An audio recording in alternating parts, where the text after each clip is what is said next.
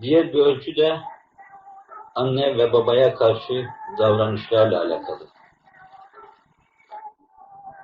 Anne baba insanın en başta hürmet edeceği kutsi iki varlıktır. Onlara hürmette kusur eden hakka karşı gelmiş sayılır. Onlar hırpalayan er geç hırpalanmaya maruz kalır. İnsan küçük bir canlı halinde var olmaya başladığı günden itibaren hep anne ve babanın omuzlarında ve onlara bar olarak gelişir. Bu hususta ne peder ve validenin çocuklarına karşı olan şefkatlerinin derinliğini tayine, ne de onların çektikleri sıkıntıların sınırını tespite imkan yoktur. Bu itibarla onlara hürmet ve saygı hem bir insanlık borcu hem de bir vazifedir.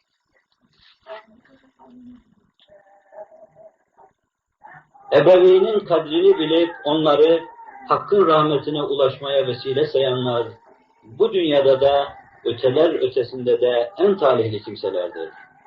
Onların varlıklarını istisgal edip, hayatlarına karşı bıkkınlık gösterenler ise sürüm sürüm olmaya namzet bir kısım uğursuzlardır. İnsan peder ve validesine karşı hürmeti nispetinde yaratıcısına karşı da hürmetkar sayılır. Onlara hürmet etmeyenin Allah'a da hürmet ve saygısı yok demektir. Günümüzde ne garip tecellidir ki sadece Allah'a karşı saygısız olanlar değil, Allah'ı sevdiğini iddia edenler bile anne ve babalarına karşı isyandan geri kalmamaktadırlar.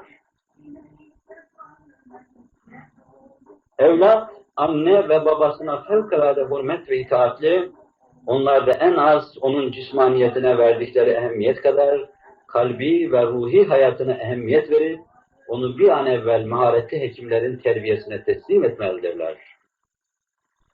Çocuğunun kalp ve ruhunu unutan anne baba ne cahil, böyle bir görgüsüzlüğe kurban giden çocuk ne talihsizdir.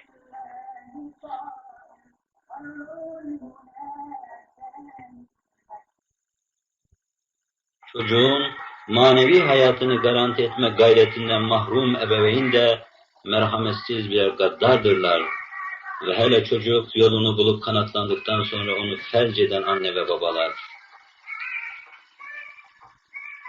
Yuva cemiyetin temel unsurudur. Orada fertler ne kadar birbirlerinin hak ve vazifelerine karşı saygılı olurlarsa, cemiyette o kadar sağlam ve sıhhatli olur. Yoksa yuvada yitirilen şefkat ve hürmeti cemiyetin içinde aramak beyhudedir.